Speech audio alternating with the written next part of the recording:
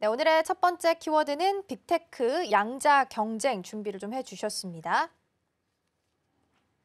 네, 아무래도 어제 이제 뉴스를 통해서 보셨겠지만 이제 아마존이 네이처에 처음으로 네. 양자 컴퓨팅 칩인 오셀롯을 공개를 했습니다. 네네네. 어떤 내용을 좀 준비해 주셨을까요? 일단 그 아마존이 이제 제일 마지막으로 이제 그 양자 컴퓨터 칩이 오셀롯을 공개했습니다. 사실 좀 그 기본적으로 이제 클라우드 서비스를 하는 그 최강자였던 AWS를 서비스하는 아마존이 마지막으로 오셀롯을 공개했는데 양자 컴퓨터는 기본적으로 저 클라우드 기반이 있어야 된다라는 생각이 듭니다. 왜냐하면 기본적으로 이제 양자 컴퓨터는 에너지를 많이 쓰는 그런 거다 보니까 기본적으로 이게 있어야 됩니다. 그래서 사실은 클라우드 서비스는 1, 3위를 다 지금까지 보시면 1위가 아마존이고 2위가 MS고 3위가 구글입니다. 그런 과정에서 이제 왜 아마존이 양자칩을 개발하지 않는가라는 생각이 좀 들었었는데 그런 과정에서 이제 원래 오셀롯이 나와서 갑작스럽게 그럼 왜 이런 걸 개발했을까라는 생각이 드는데 갑작스러운 것이 아닙니다. 사실은 이제 양자컴에 대해서 아마존은 최근에 이런 것을 선보인 것 같지만 사실은 아주 오랫동안 2019년부터 양자칩을 이제 계속적으로 개발을 해왔습니다. 기존 클라우드 기반인 양자 서비스는 사실은 클라우드하고 이렇게 매칭이 되어야만 시너지를 해볼 수 있는 거고요. 캘리포니아 공과대학 칼텍이라고 하죠. 이곳과 계속 개발을 해왔습니다. 그래서 2020년에 이제 랩을 설치해서 했었고요. 2022년에 양자 오류 수정에 대한 연구를 했었고, 2023년에 큐비트를 했습니다. 사실 아마존에서 했던 건 이제 큐비트를 9개를 이렇게 다 만들어서 했던 그런 겁니다. 그래서 약간 다른 거보다는 약간 뒤진 개발이라고 할 수 있습니다. 그래서 이런 개발로 돼 있는 거고 첫 양자칩을 자체적으로 개발했다고 할 수 있습니다. 그래서 이 부분이 이제 해서 어떤 의미를 가진다고 할 수 있는데 사실은 이제 저는 이제 여러분이 나중에 이제 아마존 주식을 좀 주목해 보라고 말씀드리고 싶은데 아마존이 최근에 좀 주식해 보라고 하는 건 뭐냐면 일론 머스크와 메타가 최근에 이제 트럼프 정부하고 가까워지는데 아마존의 베조스의 CEO가 최근에 행보가 좀 예사롭지가 않습니다. 그러니까 왜 예사롭지가 않느냐면 최근에 워싱턴 포스터나 이런 뿐만 아니라 알렉사를 최근에 또 내놨습니다. 알렉사 플러스를 어제 이제 공개하면서 이제 조만간 내놓겠다라고 얘기를 했었고 그리고 이제 양자칩을 내놨습니다. 그런 거 행보를 볼 때 최근에 이 주가에 대한 거나 아니면 자신들의 이제 가치에 대한 것들에 대해서 본격적으로 뭔가를 내놓겠다는 생각을 가지고 있는 것 같고요. 그럼 이제 칩 개발을 왜 했을까라는 생각이 드는데 이 구글과 마이크로와의 경쟁이 좀 심화되고 있는 부분에 대해서 이제 자신들에게 뭔가를 보여주겠다라는 생각이 들고 있는 것 같습니다. 그래서 이 부분에서 뭔가 조만간 뭔가 본격적으로 뭔가를 보여주지 않을까라는 생각이 듭니다. 네. 네, 양자는 이제 상용화에 대한 문제가 있었으나 그럼에도 이제 빅테크 기업들이 계속해서 관심을 갖고 있는 분야이기도 합니다. 양자는 이제 중첩과 얽힘의 원리로 계속해서 이루어지게 되는데 기존에 이제 컴퓨터들이 풀 수 없었던 문제 혹은 오래 걸렸던 문제를 양자 컴퓨터를 이용하면 더 빠르게 해결할 수 있는 장점이 있게 되고요. 가장 최적의 루트 한 가지를 제공을 하게 됩니다. 그래서 신약 개발 같은 것도 여러 가지 실험을 거치지 않아도 가장 최선의 방법을 제공해 줄 수 있기 때문에 이 분야에서 활용이 가장 기대가 되고 있는 상황입니다.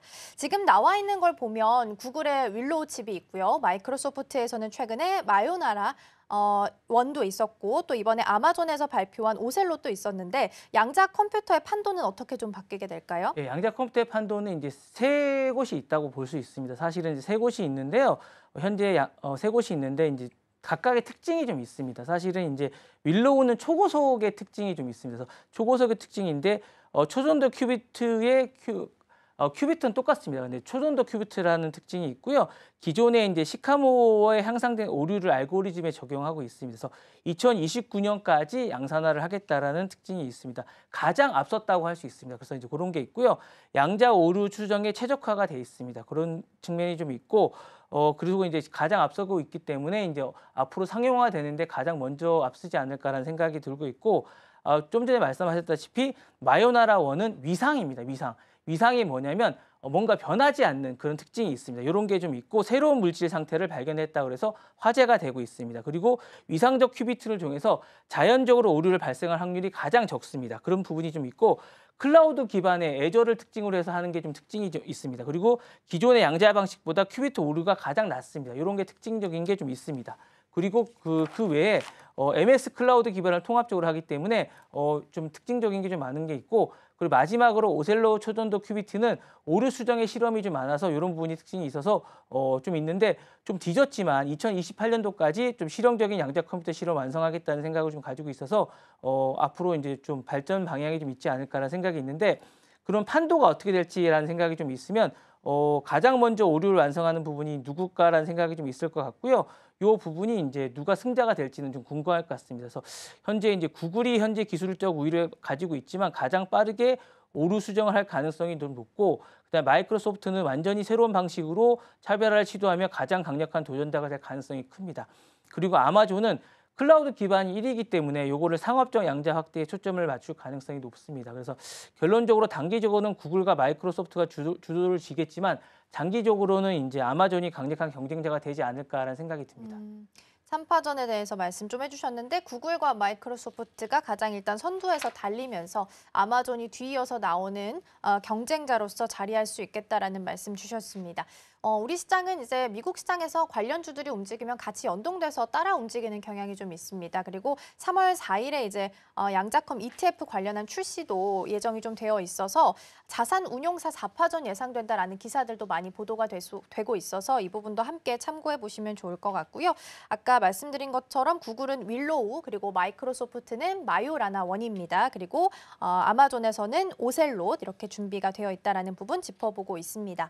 자, 그렇다면 구글과 마이크로소프트 더불어서 아마존까지 양자컴과 관련해서 개발 속도를 빠르게 높여 나가고 있는 중입니다. 그런데 이제 최종 목표를 보면 클라우딩 서비스 하는 것처럼 이제 양자 컴퓨터를 제공하고 네네네. 거기서 서비스료를 받는 형태로 갈 네네네. 수도 있다라는 네네. 이야기도 있던데 어떻게 좀 보고 계실까요? 맞습니다. 사실 이제 시너지를 내려면 두 개를 이제 연계하는 게 목표이긴 한데 이게 상용화 되려면 시간 좀 걸릴 것 같아요. 그리고 기본적으로 이제 이게 엔비디아 주가하고도 연계가 있는 것 같습니다. 사실 엔비디아가 8% 넘게 떨어지지 않았습니까? 사실은 아마존의 이제 이 오셀롯의 이제 이 발표가 좀 큰 영향이 있는 거는 사실인 것 같습니다. 사실은 여러 가지 이유나 발표 부분이 이제 실망스러운 부분도 좀 있겠지만 이 부분도 큰 영향이 좀 있는 것 같습니다. 근데 그렇지만 사실은 장기적으로 보면 이게 이제 사실은 뭐 발표나 이런 것들이 이제 좋은 수고도 있겠지만 GPU 판매에는 영향이 좀 있을 것 같아요. 이게 이제 장기적으로는 그래서 이제 이런 부분이 있는 것 같고요.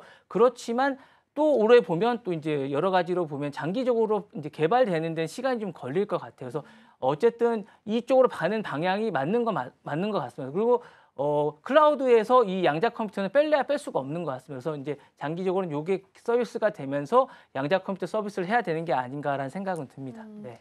그렇죠. 양자에 대한 이야기 좀 나눠보고 있는데 사실 그동안 걱정했던 건 상용화 시기가 너무 늦어지는 거 아니냐에 대해서 이야기를 좀 했던 부분이 있습니다. 젠슨 황 CEO도 더불어서 한 20년 이야기를 했었는데 네네. 이번에 또 GTC 2025 곧 열릴 텐데 여기서 첫날을 또 양자의 날로 설정한다라고 네네네. 이야기를 하기도 했습니다. 그래서 앞으로 양자에 대한 시각들을 조금 더 변화가 있지 않을까라는 생각도 좀 들긴 하는데 실제로 그러면 이런 기술들을 좀 활용해가지고 사업 모델을 준비하고 있거나 아니면 실제 돈을 벌고 있는 기업들도 좀 있을까요? 근데 사실은 이게 저는 사실 좀 약간 먼 얘기 같기는 해요. 사실은 지금 하고 있는 곳에서 여러 가지가 이게 실제로 양자 컴퓨터를 하는 그 모델을 하고 있는 기업들도 가능성만 보고 투자를 많이 하시는 것 같아요. 이게 실질적으로 그 기술을 하고 있는 기업들이 그렇게 많은 것 같지는 않아요. 양자컴이 사실은 많은 곳에서 하고 있지만 그렇게 많은 것 같지 않고 가능성만 보고 투자를 하고 계신데 어쨌거나 이제 실질적으로 이제 이 빅3라는 기업들이 뭔가를